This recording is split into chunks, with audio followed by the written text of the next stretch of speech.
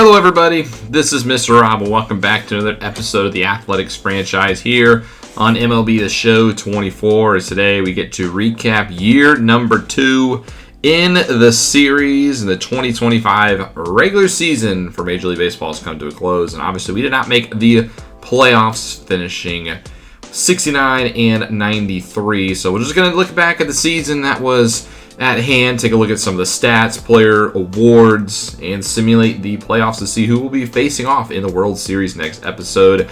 I'm excited to get through this because the off-season premiere should be this Friday, and I cannot wait to get through another off-season here and get into what's going to be our deepest franchise that we've done in baseball. So if you're excited for this one and more of the series, make sure you drop a like, you subscribe down below, especially if you want more franchise content. I will say you guys have showed out really well for this series recently, and I do appreciate the support as we get deeper and deeper into this game cycle. But like I said, we finished with a record of 69-93. We did not make the postseason. We'll go through quickly all of the standings. Just taking a look with the AL East first. It was the Blue Jays who won the division, going 91-71, 9 games over the Yankees, who finished 82-80. And then the Orioles and Rays were 80-82 apiece, and the Red Sox at 73-89. The Central, the Minnesota Twins, they were actually the best record in the American League, going 97-65. The Guardians finished 7 games back at 90-72, but still did make the postseason. And then it was kind of a drop-off after that. The Tigers finished 70-92, the White Sox 69-93, and the Royals losing 100 games, going 62-100. In our division, it was 2 teams in the 90s, but the Rangers get the tiebreaker. Them and Astros both go 90-72. And the Angels also made the playoffs, so good for LA. They get the record of 84-78. And the Mariners were 71-91, and then we finished dead last in the division, which is a little unfortunate because we were in 4th place for a long time. But you can see our division record, 16-36 against AL West teams. That is not ideal. There's the wild card. It was a close race, but the Guardians, Astros, and Angels get it. The National League, the Phillies won 100 games, going 162 to win the NL East over the defending World Series champion Atlanta Braves, who finished 96-66. Mets 84-78. That does not get into the National League. More competitive over there. Marlins 72-90, and the Nationals 58-104. In the Central, a closer race, the Cincinnati Reds, though, win the division. So good for Cincinnati making it back to the postseason. 94-68, the Cardinals won 90 games. They get to the playoffs going 90-72. And then the Pirates were 79-83. They made it competitive, but fell off down the stretch. The Cubs 76-86, and the Brewers were 71-91. In the NL West, the Dodgers had the best record in baseball, going 108-54. Diamondbacks 96-66, and then the Giants were 82-80.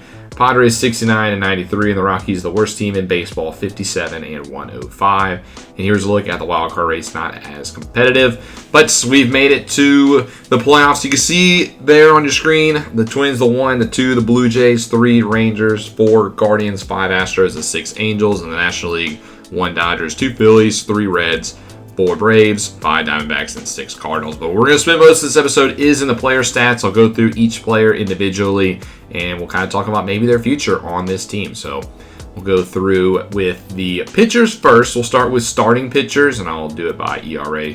The best ERA on the team was Luis Medina, and that's because he only pitched in 1 game. But he did make a good start, I will say, which is big for Luis Medina because really in his time in the majors, it has not been necessarily the best. So he had a good start. We saw that start. He gave up 1 earned run in 5 innings, struck out 5 batters, did not walk anybody, which is a big deal. And I think that was a really good showcase. I want Medina to be on this team going forward. He's 25 years old, and I think he deserves another chance because he's also out of minor league options. So if we send him down at the beginning of next season, then he could get claimed off waivers. And I do want to give Luis Medina a shot. You can see he is improving across the board, and he should have a fighting chance to make the rotation in spring training. Robbie Francisco was another late addition to the lineup or the rotation. A 3rd round pick just a year ago from the San Diego University by way of Venezuela. He was really good. Age 22, very young. He made 5 starts and he ended up with a 3.76 ERA. He had a couple of good starts, had a couple of bad starts, went 3-1 in 26 innings pitched, struck out 34 batters. He had a really good strikeout per 9, which was awesome to see. And he kept control of the walks, which is exactly the kind of pitcher we need. So I think Robbie Francisco will more than likely be in the rotation next season unless he just completely falls apart in spring training. but I think he'll be a nice addition for years to come. Paul Blackburn was our ace this year, and he did not play the best. He made a total of 31 starts, went 7-11 with a 4.26 ERA. He did battle some injuries as well. But he's a free agent at the end of this year, and I think this is probably the biggest one that we have. I think Paul Blackburn, I'm on the fence if I should bring him back next year. I think we have a lot of young arms that could use spots in the rotation. But I also believe that, I don't know if they've necessarily proved themselves. And I think Blackburn is still a good pitcher. He'll be 31 years old. And I maybe want to keep him around, but I see arguments for both sides. So he's definitely the biggest question mark going into the offseason. JP Sears, he did not have the best year, but he quietly did better down the stretch. 4.36 ERA, with 9-12 in his 32 starts. He made one relief appearance. Just was okay. WHIP was down. ERA was down. He was a positive WAR player. Strikeouts were up. Walks were down. So I think he had a quietly good season. The home runs were up, which is probably his biggest Achilles heel, which makes sense because his HR per 9 went down by 6. But I do like what we got in JP Sears. If we don't re-sign Blackburn, I think Sears could be the ace going forward. Jose Butto, now we get into the not so good side of the starting pitchers. Butto's, I really don't know what to do with him. He was our acquisition at the deadline last year when we traded Alex Wood to the Mets, and he's honestly been atrocious since then. His ERA last year, 46. It was really good when he was in New York. Remember, it was horrible when we traded for him last year, and it's just been the command. He has just walked so many batters. You can see 90 walks this year, 107 walks last year. His WHIP was up, somehow a positive WAR player. 6.39 walks per 9. That's insane. And I've tried him in starting pitching. I've tried him in the bullpen. And nothing seems to work. He's got some minor league options, so maybe he just needs to be sent down for a little bit next year if he doesn't show out in spring training. But I'm almost ready to pull the plug on Butto. He's been a bust. Micah Bell was our big acquisition this season. He didn't have the best. We got him at the deadline from the Phillies for Gio Urshela, Chris Martin, and Craig Kimbrell. I'm hoping he doesn't fall into the same Jose Butto trend because a 5.11 ERA is not the best with a 1.4 WHIP. And his walks are at least down. His strikeouts are okay, but just wasn't fully there. He had a rough season. He was a rookie, though, so you kind of got to give him a pass for that. I think he will, with more experience, he will develop. And I'm excited what Micah Bell brings to the table. Finally, the final starting pitcher in the majors, Kim Waldachuk. Not a good season for him. He battled some injuries and never really found himself. He was good last year in his 13 starts, but this year not so much. 6.56 ERA, went 2-6. The starter spent some time in the bullpen as well. He'll be one of those guys fighting for a rotation spot because we got Sears, we got Francisco, I would assume, we got a Bell.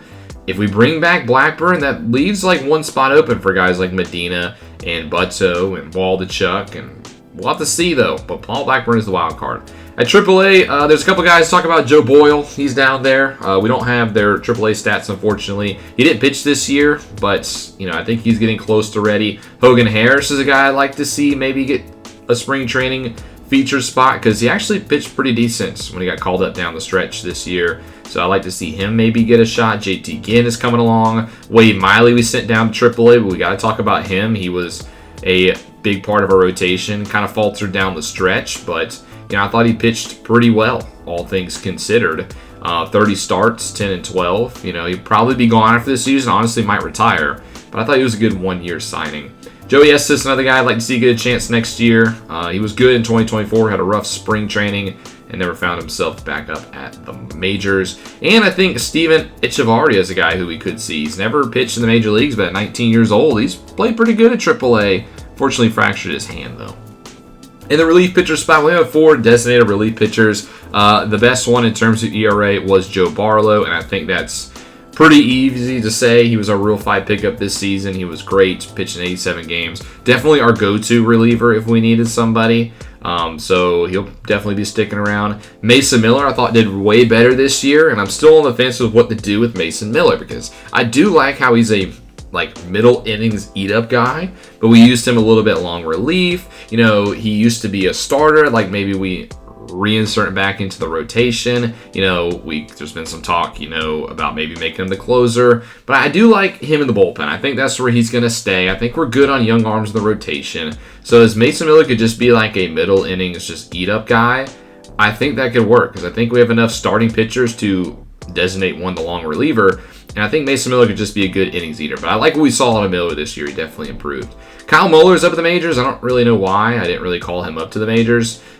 We sent him down to AAA towards the middle of the season. Luckily, he did not get grabbed by anybody. But kind of in the same mold as Mason Miller, I would so to speak. Not necessarily as good as Miller, in my opinion. But definitely a guy who's going to get a chance in the spring. Zach Jackson was a very curious case. You know, he wasn't very good this season, but he did get his ERA down to 5.15. But he's coming off of back-to-back bad seasons. And at 30 years old, the clock could be running on him. So I need to see a little bit more of Zach Jackson going into 2026. Otherwise, he could be on the chopping block. Down at AAA, nobody to really talk about. Danny Jimenez has pitched with us. He pitched one game, pitched one inning, struck out 2 batters. But other than that, our bullpen's kind of dry in the minors. Closing pitcher, we have 2 on sort of the major leagues. I don't know why they're sending some guys down because Tony Santillan was with us for the whole season. We'll start with him, though. He was claimed off waivers, and he was not the best. We did give him a chance towards the end of the year to be the closer, and he pitched okay. He did get a couple of saves in that spot, but I'm not sure if I'm convinced for him to be the closer going forward because John Brebbia was our closer this year, and he was really good. You know, he had a 2.08 ERA. He got 36 saves, his first chance to really be the closing pitcher. But we signed him to a 1-year contract, and he's going to be 35 years old next year. He honestly could retire, and he's going down his ability. So I'm not sure if I want to commit to Brebbia for another season. So I need some guy like Santillan to step up, or Lucas Erceg, who was a big disappointment this season. He was our closer last year and was decent in that regard, but this year he was horrible. His command was terrible. He almost walked as many batters as he did last year, and he pitched in half the innings. That whip was 1.71. Walks are at 6.65. Yes, he has double-digit strikeouts, but the walks and the home runs was awful. He was a negative WAR player. Need a bounce-back season from Lucas Erceg, especially if he wants to be the closer going forward with this team. That's going to do it for our pitchers. We'll move over to the hitters now. Starting off at catcher. Obviously, you got to start with Tyler Soderstrom. He was our best hitter by far this season. A career season for Tyler Soderstrom. He was an all-star this season. He hit 287. I was hoping he'd sit closer to the 300 mark, but his average went down as the season went on. But he had 27 home runs, 69 RBIs, an OPS of 843. You know, a 3.1 WAR player. He was amazing. He was the anchor of the offense, delivered in so many scenarios. Almost had too many solo shots. I would have liked for him to get some more RBIs, but that's not necessarily his fault. But Soderstrom was the lifeblood of this offense, and at only 23 years old, I am so excited to see what he can do going forward. Then we got to talk about Shea Langoliers, who was the actual starting catcher of this team. But again, it just wasn't the best hitting season for Shea Langoliers. He's kind of developing into this defensive-minded catcher with that 99 arm, and he's got the good pop-out time to throw out base runners. But again, the average was not there. He had 208, which is only 10 points off of his career best somehow. 15 homers, 60 RBIs. He got off to a good start this season, but just kind of faltered down the stretch. And, you know, with Soderstrom kind of exploding this season, maybe we look to move Soderstrom to his more natural position at catcher, and that could leave Shea Langoliers on the chopping block. You know, do we look at what we could potentially get for him? I wouldn't be opposed, especially coming off to back-to-back not-so-good offensive seasons. But, you know, Soderstrom is still young, but I might want to explore a little bit. We'll have to see, especially because Daniel Susac got an opportunity this year. He played in 10 games, and I thought Susac was really good at the age of 23. Hit 333 in those 36 at-bats, 1 homer, 4 RBIs. You know, Susac could be the backup catcher, and that leaves Shea Langoliers as the odd man out. So we'll all have to see what happens with this catcher position. Maybe we just move Soderstrom to DH. Still a lot, though, to go over going into the offseason. At first base, we have Ryan Noda. He was pretty good. He ended up with a 254 average, which I don't think is necessarily where he was for most of the season. He was hitting a lot in the 70s and 80s. Did miss some games with some injury, but he had a career high in home runs at 23. Career high in RBIs was 67. He went down a little bit on the strikeouts, which I'd still love to see that go down, considering he only has 29 vision. But OPS was up.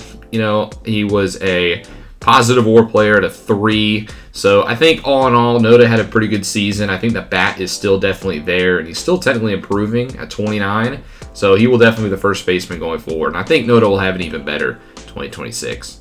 Second base, Zach Geloff has been the starter there. He is the staple. He was our all-star a couple seasons ago. Honestly, probably played better this season than he did as an all-star last year. Hitting 18 home runs, career high, which also led the team with 74 RBIs. Hit 254. OPS was up a little bit. He was a 1.9 WAR player. Not as high as it was last season, but, he was a good job as a leadoff guy, especially when we traded Gio Urshela to the Phillies. Zach Geloff re-stepped into that leadoff role, and I thought he did a good job. And speaking of good jobs, the other second baseman, Adam Frazier, I thought was tremendous. We claimed him off waivers in July from the Royals, and he stepped in and was awesome for this team. Probably one of the best clutch hitters we had on the team going down the stretch, hitting 284, 12 home runs, 54 RBIs. He could draw his walks as well. Slugging, OPS was almost a career high, his best since 2021. Was a positive WAR player, flipped it from last season. And that's big for Frazier because he's a free agent after this season. So another guy that we got to think about. Was he playing well just because it was a contract year, or was that the Adam Frazier we're going to get? I don't know, but he's definitely the biggest position player we got to look at. I'm thinking about leaning towards re-signing him to like a 1-year contract and just kind of making him the DH going forward because he definitely earned his at-bats. But again, he's going to be 34. He is improving, but he's going to be going into his 9th to 10th season. So when is the decline going to happen? You don't want to stick around for too long. We're a team with not a lot of money. So we'll have to see what happens with Adam Frazier. Third base, this will be an interesting position to look at. Last year we signed Gio Urshela, and he was traded during the season. But I think this year our young guys are ready. The top guy was Jacob Wilson, our rookie, our best prospect. He got called up finally this season. He was playing tremendous before he damaged his knee. He was played in 18 games. He was hitting 328, 3 homers, 7 RBIs, proving that he is definitely ready for the majors, a 924 OPS. But then he got hurt. And in his place, Jordan Diaz, in my opinion, played pretty good. He finished up hitting 257. He had 6 home runs, 20 RBIs, and we've seen him hit good last season as well. The only knock on Jordan Diaz is his defense is not good. It was 96% this season. It's kind of where he's been, and it's led him to be a negative WAR player throughout his career. Definitely positive, though, this year, but the defense could be a little bit of a problem. I think Wilson's a better defender than Diaz, but these two will definitely battle it out in spring training to see who wins the starting third base position. At shortstop, this is another position that's up for grabs. There's a lot of guys here. The starting shortstop at the beginning of the season was Robbie Martin. Remember, our number 4 overall pick out of Georgia just a season ago. And he was playing pretty good as well as a rookie. 263, only played in 72 games though because he was really banged up this season. He tore his finger that ended the season. He had another injury early on that cut it short. Hopefully the injury is not a factor. He's got 80 durability. But I think with a full season, Robbie Martin could have won the Rookie of the Year. So hopefully he'll show back out in a sophomore campaign. There's also Logan Davidson we got to think about. Davidson played his first full season as a major leaguer. He was the first really big prospect call-up we made in this series. A nice switch hitting shortstop. He hit 229, 9 home runs, 40 RBIs. Definitely improved from the 34 games he played last season. I like who we had out of Davidson. I think his defense, for some reason, did not live up to par. It was only a 95%, and he was a negative WAR player because he actually made 10 errors. And I think that's unlike Davidson. Maybe he also moves to designated hitter, which also brings up the question with Adam Frazier. But we just have this logjam at shortstop, and we got to find a way to play all of them. Even Darnell Hernandez, who was the starting shortstop to begin this series, he got called back up this season. He played a lot better.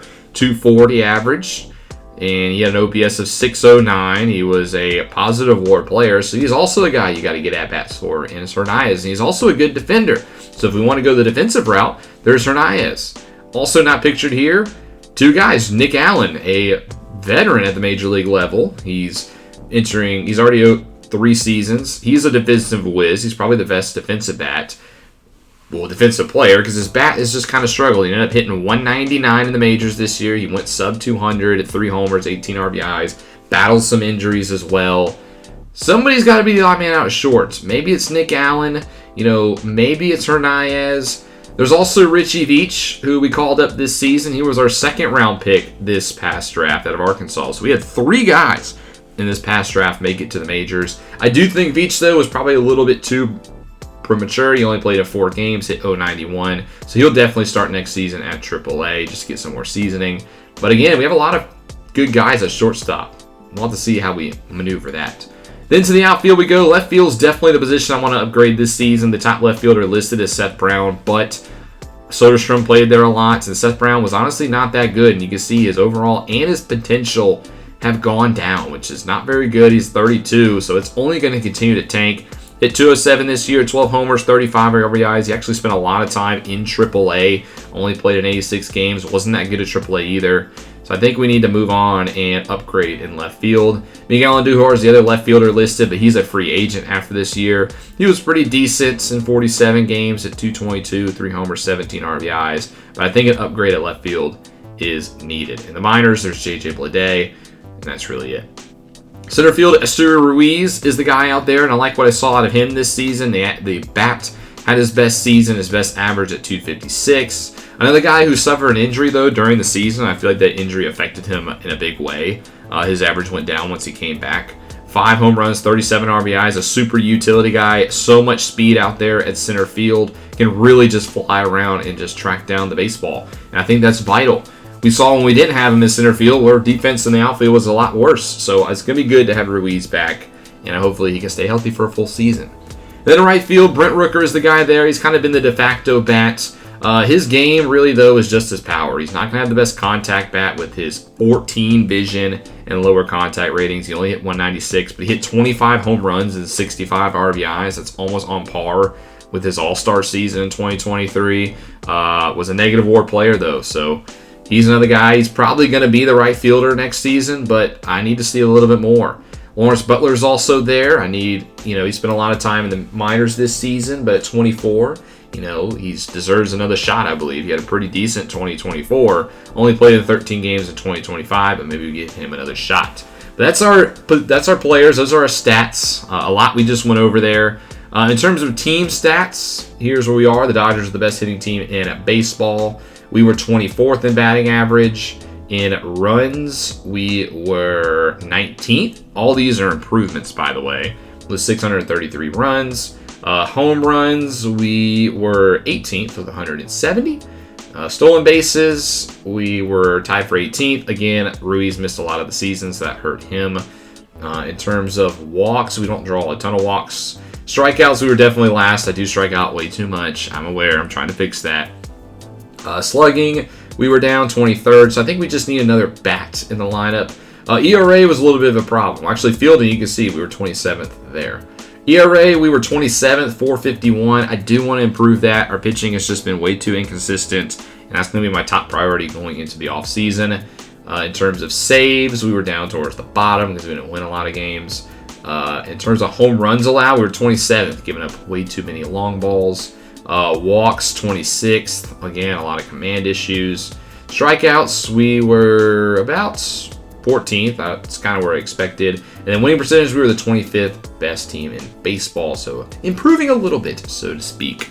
In terms of the awards, let's go through the awards and see who won the hardware. Starting off with your AL MVP is Aaron Judge for the second time. He hit 55 home runs this season, 323 average. Just a monster at the plate. Now a 2-time MVP. Runner-ups for Seager and Trout. Your Cy Young, Jacob deGrom gets it of the Rangers, going 333, striking out 188 batters. His third Cy Young, his first in 6 seasons, so at the age of 36, still kicking it with our division rivals. Batting title goes to Corey Seager. That is his first batting title, hit 329. Reliever of the year is Brian Abreu for the second straight season. So he's really starting to sell himself as the best closer in baseball. Rookie of the year goes to Jace Young of the Tigers at 24 years old, so congratulations. And we'll go through the other ones. Hank Aaron, Aaron Judge, makes sense. Gold Gloves, you can see the Gold Gloves on your screen. We did have one award. Ryan Noda wins the Gold Glove at first base. I think it should go to Noda, though. Him and Noda have the same fielding percentage, but Rizzo has way more putouts. But hey, Ryan Noda's now got an award to his closet. You can see the rest of the Gold Gloves. And then Silver Sluggers, we were so close to getting one for Soderstrom, but he just gets passed down the stretch from Yadier Diaz. I was really trying to get him the Silver Slugger Award. We go into the National League. The MVP is Shohei Ohtani. He hit 51 home runs, 143 RBIs, 303 average. And then pitching-wise, he pitched 3.57 ERA, 16-9, struck out 210. Definitely deserving of the MVP, his third MVP of his career. Your Cy Young was Zach Gallen of the Diamondbacks, 19-6, 298 ERA, struck out 195 batters. So he gets his first Cy Young. Also not named to an All-Star this year. That's very interesting. Batting title goes to Bryce Harper of the Phillies, as that is his first batting title as his cabinet continues to grow. Reliever of the year is Kevin Ginkel with 53 saves of the Diamondbacks. So they get their closer. Rookie of the year was Hammer Lumballo of the Giants. Remember, he was signed from the Netherlands in the Super Mega League. And this could open the door for a lot more of these guys to get involved in the majors. You know, he hit 290, hit 28 home runs. So it was definitely a good signing for the Giants. Do we see more players from the Super Mega League make their way over to the majors? We'll have to wait and see. Hank Aaron, Shohei Ohtani, and you can take a look at the gold glovers on your screen as we scroll through them, as well as the Silver Sluggers of the National League. But I think that's going to do it for most of this episode. The last thing we really have to get through is the playoffs, so I'll go ahead and simulate those and show you the results.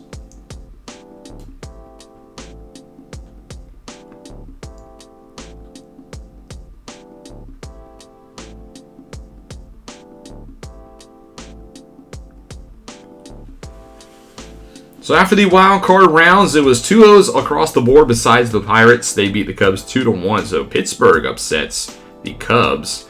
And then we see the Diamondbacks over the Phillies, Yankees over Astros, and Blue Jays over Twins in the wild card round.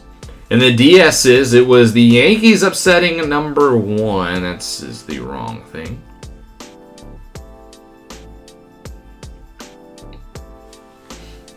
So here's a look at how the wild card rounds went down in the American League. The Astros beat the Guardians in 2. The Angels knock off the Rangers. That was an upset. I had Texas actually going to the World Series, so there goes my pick out there. The Braves knock off the Diamondbacks in 3 games. That was the best series, I would say, of the wild card round. And the Reds get it done over the Cardinals. In the DSs, we see the Astros upset number 1 Minnesota. I don't really consider that an upset. I kind of had Houston winning that anyway. And then the Blue Jays sweep the Angels. So the LAA is finally out. In the DS, it is in the best series of the NLDS. Honestly, could have been the World Series in my opinion. The Dodgers beat the Braves in 5. And then the Phillies knock off the Reds in a sweep. Making it in the ALCS, the Blue Jays and the Astros. And the NLCS, the Dodgers and the Phillies.